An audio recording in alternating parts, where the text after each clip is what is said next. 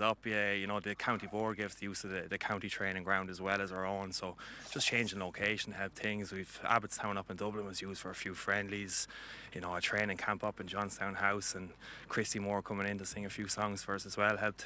So the lads are in a good frame of mind now, mentally fresh and physically primed. No Kildare team has ever gotten over this stage, as you don't need reminding. In the past, and you were one of those teams back 11 years ago that fell at this hurdle against Killarney Crokes. Have you learnt the secret to maybe what's required to get over this point of the competition? Yeah, look, I don't think it comes down to a technical ability at this stage. I think it's just more having the mind in a good place and believing that you can get to that Ireland final. And going back to day one when we set out our stall was that we want to achieve more at a provincial and a national level. And I suppose it's no coincidence we're here now today, 60 minutes away from the big day in Paddy's Day, you know, and we fully believe that we can get there. Corofin are favourites. I suppose they do have the track record in these competitions, plus they were here at this stage of the competition last year. They know they've already had the game in London, etc.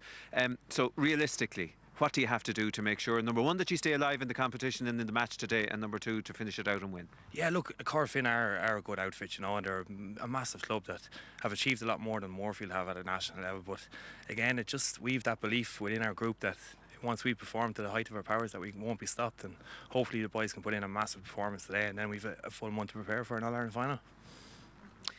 Kevin, you're back to the stage of the competition that you fell away from last year after a heavy defeat to Crokes. So is there something that you'd say you'll take from that game to galvanise you to get over the line today? Yeah, I think it's great to be back, I suppose, at this level and this stage again. We didn't perform last year, I felt, you know, and maybe that's some credit to Crokes as well, but we'll be looking for a performance today, and you know, hopefully we can start the game well and stay in the game, stay in contention, and be there with 5-10 minutes to go, give ourselves a chance. Is this possibly the most difficult club game to play in, bearing in mind the huge gap that you have between competitive matches, let's say? I think so. I always say, you know, there's one manager in the 17th of March would say he got the break right, he did everything right. The rest of us will be wondering, you know, what we can do maybe to improve on next year, and it is difficult. And you know, you're hoping the players, you hope what you're doing off the pitch, you know, and on the pitch back in Corofin, Belclare over the last few weeks, and you're at the right level. Very difficult to gauge. Now, Charlie, an Gorian sé do bhórán, an rud son a bhí Kevin O'Brien arán son, gur chaildar an bhliain sé caite, tá sin tréis a bheith ag a buinte sin an gomórtas, go mion minic agus ní sé identica ach faoi go, a cuaig lethe le ceannis cailtecha. An gurn sé sin isteach ar Corofin, nó an gach blian, an cuma cad a hána an bhliain raisan agus gur féidir le beidir fechan go dearafach ar a méid atá amach rómha. Sin na gurn sé isteach ar a bíarthú. Bé mion dírithe ar an lá seo agus lá le Padraig, gach blian na hosnaí idir ag tréna gan doubt, agus na himmaríis ten seo go dtíar bhís na seo hana féin. Panel fear láidir ac mar dúr, mint fecin you go dahi borkarash gimmer sa war and Sean Head play edition an láidir nach na caiisian an bharig hanig na anna the isteagus when she chunkar mór acu ar an chláisisin bhí sé buite acu go mai íidir. Na dahi bork seans go biocha sé sús Ronan Sweeney, mar bhí Sweeney bhí sé mar lecht na himmarthe annach chuid slite ag lethe canis lein, agus is eisian in áíra a haring ach bhórga ras sa chléisisin in an breisisin. Ó go cinnte fada bhí sé go húnt chuid fada an lásan agus na bhí gáil mar chapta an tanan tuis Ciarán McGrath a meas na bhearúnad níos tá go é séad ó haid na láimhe diise agus sinna fiochan deach ar a barc agus luach sé gur bead ach go bhóra a bhuaig an cahabhan son cé go bhfuil go leor rá ag an mertacha agus mana dearim Pedro bheith go haid na láimhe diise beg cabhar na gaotha có.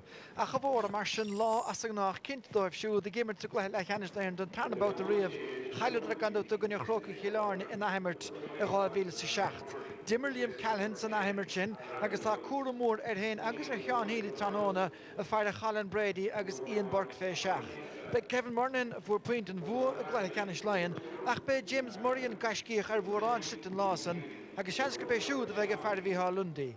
Dimmer an captain Dar Flynn agus canar in the fórna Ronan Sweeney a gáil sa seacht chomá Cai Corofin bí cinnte tunachar Sweeney a leidú más féile a tróna. A hrú díanach a bháin ha díanta gur ras Gavin, si sin go dus nó ifre fé cían ó canar in áit Ian Meehan sa lína le hosig. Siad Corofin a gandás rán na núd ach tá sé sa miúil ná fi le rách le cheannis búte riamhacha agus cúcín cailte na chuine sin. Began cá idir Ciarán Fitzgerald agus Ronan Sweeney anna himiúil má Harlín sé, tá an verta go súd 7 mínas trocha díis, agus gan dá tas nó Liam Silk agus Ciarán Malai de chora finna tróna, seachas immert le ceannis chun vici giúr níos díanaí. Sean Hiedurige, every fitri, Dahi Bork, Clay as no Sachrave, so Vectoso the Corofin, she can a Cunningham at Falker Lar, Agus Morabun Agus Achavora, Finch Mascorala, Sha Michael Farrer, Agus Ronan Steed, so Trian Lardenson. She Jason Leonard and Priam Naes Gregadisha, talking on the kick and Sarah Gandout Homa, Ach Gominic, she Glucus, Agus Glushach the Bark, Agus Colin Brady, a Scarnead on the Gaelic Coric. Na tá tríthe ionsaithe ag an lína lethúilte hamáis ag achavorga ina measc an ledóg se Mark Dempsey hat tóca leis. Ja, ham sean hóca leis nimmer tar fada haidíanta se ham líana. Ní teach naim líana díag sé chéad léana gimmartóvis na sin siad anna bathe mechan tusa gacha go maithe marcáile hir chúil chomá agus go minic chuinn siad cheann don na scórála his fearr. Ine kaint an nacharú díanach san buile díomhaid más a taobh suas a bhí sé nuair a gcuirtaí a ché agus well But the one is Pedach, Ronan Sweeney got for Galar Park and Marion in the Havanard and the Pelle, Ach Pesha Mulish and K. Hawker got Darrell Flynn, of Vanek Sweeney, Au Nuna Dianig, Ach Niosig and I'm sure Stocha, Corofin and Martian, Sregan, ich hätte nicht Hennig Stocha, Nafil Flynn and Tosno, Hannah, Warrior Fad, and Son and Hiet Count, Hudig Nishtach, Liam Healy and Son and Long Holy, Agus, another Nisim, well, Tasha del Sheer Kakalor and Ray Jordan Ish. Kintu gúilte cat galore ad agus lehead manachinchив ach annach bháil go deo agus titim a bhí túlach galore Martin Farrer Kintu na talk for yen tapig agus ní dánig gur bhéanú deile ann seachas a méidsin agus olc galore an Fairlar Park a chailúnta a túling de réan chosheváin agus tá cóirla seachar go fóilir agus barrámlí a machas amacha de achavóra tá gaiile dist an lán chúlaí sa chiad chuig secondíag agus cárta dearach. Well, is caiile go chuireach fear fortléise don barc leistigh de leanúmad cúpla bliain sa chláir lechanis chomá. Martin Farrer chuireach an barc cárta dearach a buinte baise agus tá sé seo do chréite mar thasachan is sa. Well, cehar díag maisina ag Corofin agus an chaintear fad beidir go bhí commission sa ríiste ní a bhéon bhuiile go bhechas an san péascéile tá sé an rua idir an dá choisige ach mar a daireadh sé le steart do bhróig. Well, cé déirecha catá caite gáinneom túirt I miróí eileisteach san imirt agus an ghlíana inis nach tá hénig gos ar giún buirteisteach an sochafad le barc a réist an passin gribh na lead na féchan de riimiise blathe de hepar rón an stíd le ceann níos tuisce agus tá tepethe a réist sahar. Ja, tá feicil a réis go mé Corofin gloragíon borc ó hús an chléite se dunis gan mar tasúinn tá se ceile mar dheagacu agus Martin Farrer ón barc. Is ik begeert ik weer Jason Leonard de howl off aan count sa harische trasnoon. Gewoon met dieg katjen sa. Maar voelen ze dan dalvi mata stukker wesje maar iricht. Harisha Reen tá sé sa fartin ar farca tá bug go leor na bhfuil an dromfáhan sin briste brúte suas so kick Jackar go leor an seo ag Corofin. Wel, tá hen seachtíag ige go dísa naigín de chicken a séir agus fuair sé an cúlan son kick piano se bethe le déarnach a gine réil fullum chluthe inaráidir anna bhla tas nógus chúisina eile diaad fáinúd céanna a chur ina le tránóna ach gan éon léise costócha is beagdaine íontach túra dhéanamh go meach cáta dearg fachta sa chiad 5 second go. Bhfuil isteach aige ach an taobhna cheartas de cúilí. Agus an chiicamach Gary Dalton ire gur Colin Brady, Jason Leonard, a sé tuis truchas láptachar dá. Seans beidir a chúlfeic second ach beisiad anna bhaocht an buinte. Bé cinnte agus drocha cumá sin ó an mórda agus I deis tucha de Leonard an chéad fointe scóra sa chléir seo. Sé cinnar fórílann sin lena dhéasag agus an cin sin an trasan lena cetág. So sin an chéad fointe den chléithe agan ó Corofin. James Murray, trastan sa. Víle Hansenson Ige David White a chuir sé ceann ar fórail ní roiada nach sin ceann seoltaisteach ige cuma níos sa bhear ar a gceann san leis stig don gúile hamidir chóharach. Yeah, kicked the sky hen shin gone out Kegro go throws fadil attached to the Leroy Shinach. Shin other whole score Kegro Brew Corofin and kick Loche. I guess the other whole score. Ishmarshin Bernard Power. Lishin Gikamach and so the Corofin. The bishop sauce Gary Sice. Chatna Bachena begay Gary Fair. Diritesh Arias the Raymer Lishin Galiv. I guess Corofin Corofin Tossig Tranhona. Sun Tev, Carton Nasog, Ochkina Law Journal, Cookino Chicken a Sarah, Agus Naked can Nuviga. The Agus Gary Size Bishop Fickalagmeister Daria Jerin and kicks here Grochako Geshansonish Gary Size Corofina Horan Tossi. Shaq Kaunana Voger Fad, Murgudim Malach the Varach Nianama. Machine score Lewis at Tarmala, again Corofina. Avrian Mastum Masrodigareach Derek O'Mahony an Kinner Inches a Hedlia, a Gorishnishtahara a Ravion, Sadaria Master. No well Dylan Wall, so Tossi Agus Nakulia. Nirod Le Carnard again Derek O'Mahony and so. Ronan Steed Mashin the Cork the Corofina a Gunner. Ronan Sweeney after Kel Snapper Hellish some good tapping again Ian Burke. Agus Barn off Intuition. Yeah, as blank the soul and Shin Girafi, Ian Burker and Newhood, I guess Shin Graf when Shin and Barnes movie of Gijisha, Tus my Janta Corofin Sadara Lehanshaw. Nishmashin.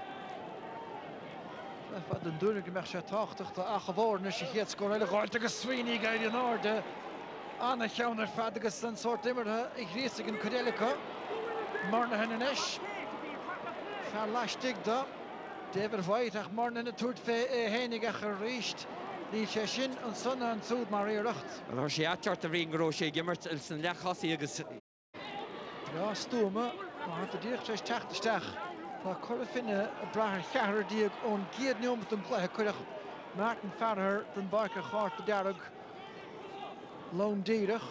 Lundi fikkel go mai sadara ja hanes Corofin gus Corofin ganas so clay shanish. Tassaling Ian Burke trust in the park. Fachter Nation sags bekak nog scored and so agus Ronan Steed and see you count as the kid in Ishiga Corofin. Corofin is gedira chartan tossig in shagas here the came an arge janta kuila hama because 3 points of the var na fight taku a gwayata score who he should shot shin bar na vor against that shot and darale well I hear Ronan Steed Eddie Ben not to see it neidig nog hochner with the crowd na here den gear do re because Tom Brand Burton Darlene Corofin is sheriff umlawn gaudishiko Eddie Bell sa tarnala agus a reached Frustrachus a machen son Adam Turl. Ron Galish and a horribin Jack Rock to be in Chinakus Nishpe kicks here the Dove Martian the Adam Turl. Agus Rodia Dolanulkus Trade Hele the Horror Heel Aranish. Aspa Emerin Junior Adam Turl, Yamar American Varsha Hanik Sharash. Hagen Clay Hammers Nugas Neil Sheeran Bark a quick moment in this. Arhuela de Januig Ahan Warden. Shall wieder T. Arhuian Rasclap. Is Gowla and a tossig no glana Shaniga Ahavor Lord no Hurde. Ach, gan soon child da Ludica Clara scored a Shinian O'Connor, Shin Ord Fainter Fab, Agus Brewer. Agajira hay agus Beijing and Puntishin a Yale Corofin the Coco Bomachan Beijing Chatawa take Jerome High Brain Latrunish a pair. Agus Tosca Madri and Valia cut the Harla. Nor wieder shaking the Fainty and Jeriga Shin Kaffestachan and Kutuban Hot Kimata Stiganson nach Perica Batuna Shiniga Farher. Kieran O'Connor, Stachan Sogri Mullins a half fish out to Puerto Go Holland. Cooked a good deal. Again Mullins. Well, Grochin a Jantin Shinnig Michael Farrer Rinnan Kinishan and Yerha when you're steering TV and Agus Chance Pucks in Atrunish and Punchuan. Agus Pushmid Lock Yanuna Ahan. Liam Macher of Henny Cackler Tom Mullins Tish, Bjocht Vesha, a húirtan éana tosaigh sin White is agus tá Bertnú sú i Lárslí Murray más Peinte seo cheann de faoití na bliana mar go bheith hostaige. Díra sé hosí lééis Luas a bar cup number 20 sin idir a trí mar sin an bord agus an punte glacin sin ige idir hóscóir agus go ddíireach an cinnamí heart tá lua ríis go bhfuil coppla drach cinna deantaigh Mícheál Lundíniu an cin dearna sin hosin si punte eile do daran. Barry O'Donovan is stig de Colin Brady ach James Murray ris ige ach a bhóra agus níd an géadúir sa bheachtas iad éisiirithe ón más go leis. Ach bhfuil 6 chaníad a churchan deirig go réist agus Corofin an tosaigh baisteach go bhfuil. Sin an taithí Gary Saisríis go héascail an hetógann sin Haran Trasnan agus mar dúirt mé drachanna deanta ag Corofin le tamil an nuasnis caiise brú an tosaigh a ríis. Dit var ná grascar sé sin ón iróide chiimeád Aaron Mullins a stig sin de gá faointe ceann an taobh feite ó Imerton Thorson. Bheith fá láidir ná tárló sé ríist. Bris a fachtaige Lundy. Ríist Ronan Sweeney agus an táiris ná géad sé kicksair an son. Sin mé go chalísin sin deantar Lundy na bhíon past glantaige. Réitóir a scaoile chuin cín fachtan sa ge fearthair. Chúig bead is dahad ó chúl ach a bhór agus tá ach a bhór a sásta fnacht leistigh den líne sin. Fearthair chur a bheith brúige Aaron Mullins. Steed. Dahí Burkenis. Steed ialaisteach Inganis deisir faointe ge a bhí beaga dheis. Dhearach maithe atá sé fóraí agus mar dúirt mit brú a thorann sin ar an bhórdanis ach gan atrú a punte. Níl a chéad ceannar fóta sú Tom Murnahan. Sweeney-inis. Céige go me siad a gánaíocht dam. Tuairt féin pointinis. Trastigh Cian O'Connor. Sucríonn sé hénig. Seolann sé ceann san a dúr na cuairlaí isteach. Hamí carmar éist. Sin agus an anadí teachtaiste sin go Cian O'Connor idir hóscóir ríis flaithid an scaitheann seo gainis.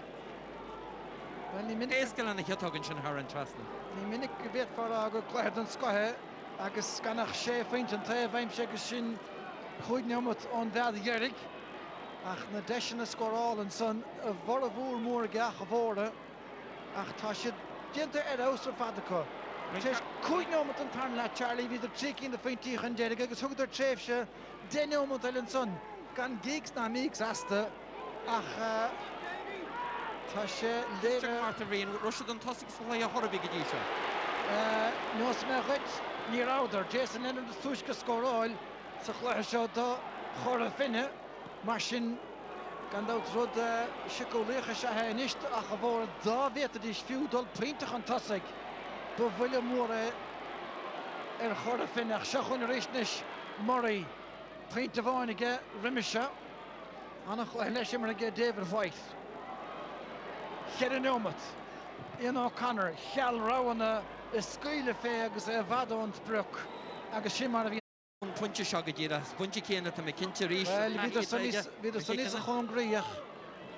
Sé seo inis an ceann, taobh ceart an gitóg an ré leis a cabhrú leis í thuirtaisteach ach bhfuil si tite geara anna a bháil go dó. Anthony Masterson, seansleiter Corofin agus sprag an son ná a bheith an chuine coileis do ach a bhóra. Díocha cinú ar bheith James Murray beidir a bhí ann sé go daine stáile Murray cintóid cé bhí ann ach líonn sé gaisce pethe féinnig agus ach a bhóra cháinúm le dul. Deirtarlim gurbé Masterson go daine bhí ann ach inis ón bheith an bord chalís bhfuil diantar David White go dain hain ina chuine Tá chalíise dá agus ach a bhóra i gcearán seachas á na grúhénig Dylan Wall, pasálagus dachaí Burke, sé seo an deisternach, Silken is a rásisteach, Liam Silk agus begalig ócail ré chomórálachas an captain na blin neidir nócha hocht. Bhuiile mar henna maice. Wel, fechan rúthar an Liam Silk, níl an héadúir, hannig me dé sa clé canis hannachta a deanna rúthar mar sin suas a fart, níl an héadúir aniu. Gila mínta deantain sin an níorhaid pasín tuirteige agus í sáte sa bháidige anna chúla fad. agus sin dearhin an buine cinúnach an chluige seo. Agus a rís nían giidir Ian Burke agus an cinenne cartíanta an pass cinúnach tucha agus a bhfuil deire le rás a chabhóra an ard le Cian O'Connor. Lecha núsca chofad le James Murray. Ní sim le chun chostantinis cáte dulsa chance. Agus táid san neomad darnach agus cinéile dulsa na bhaine. Agus a rís tá si de grán ach ní bheith géon dám pótasa chora finne.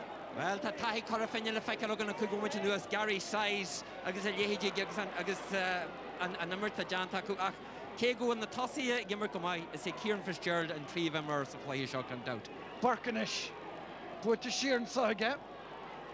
Corofin beag taíine go óma bheilt seilbh chiimeád. Agus áit I chin tú ach tá chean ómad fágartha. Chean ómad le curdíomh ach buile mór grí be an cúil san dach a bhórach tá sé buitir naisianta ag Liam Healy roimh. Nis carta a ddéiringan sa le brunna cinnte Barry O'Donovan. Agus sinam gohfuil Conor Cunningham chun páirce. Tá sé? Conor Cunningham nar thosaigh bhí sé aimime le tosta agus é na sé tiite biste an teas na cúlaí.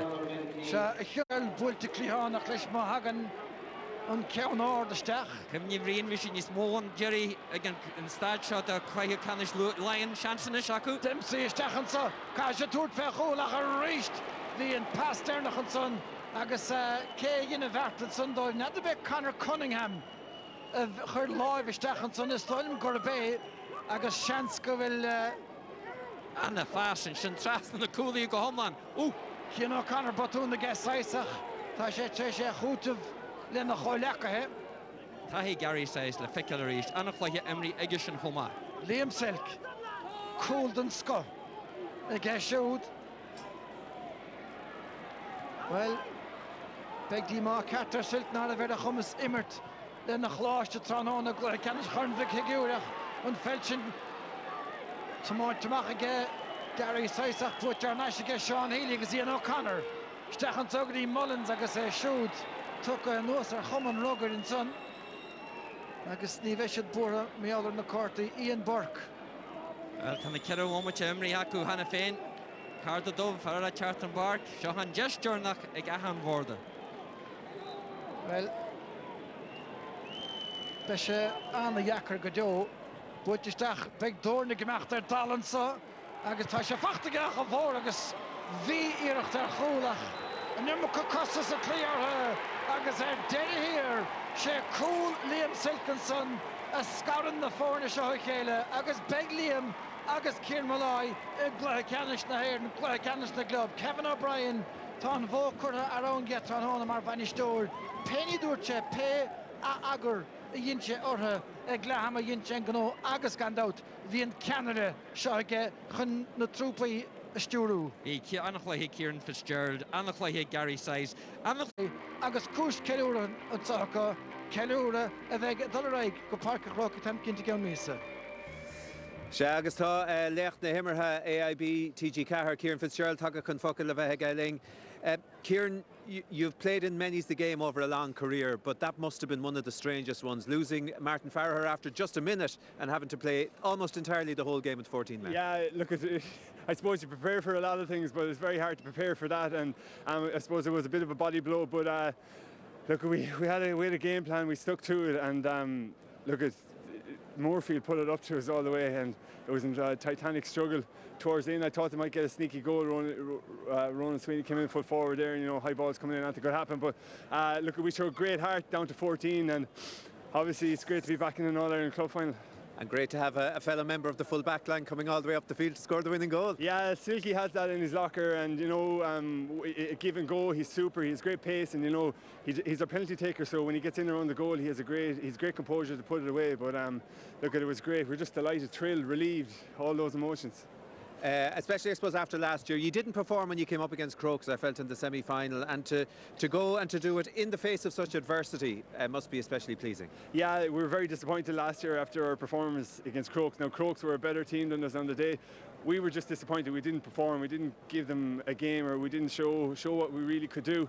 not many teams can get back to in the semi-final and get a chance of atonement. And we're delighted we got the chance, and we're delighted we took it. It could have gone anyway there. You know, Moorefield could have won that game as well. Now, I know you were the other side of the field when Martin Farrer got his red card, so I don't know, are you the best person to be asking what did you think? But, I mean, it was a hugely contentious issue, and I'm sure it was one that you spoke about at half-time as well. Yeah, look, I didn't see it, but Niall Hurley-Lynch beside me saw it, and he was adamant that it was a red. I didn't see it, but look, a fair dues to the boys. I feel sorry for Martin. Martin is one of our big players. He scored a goal in the All-Ireland Club Final in 2015.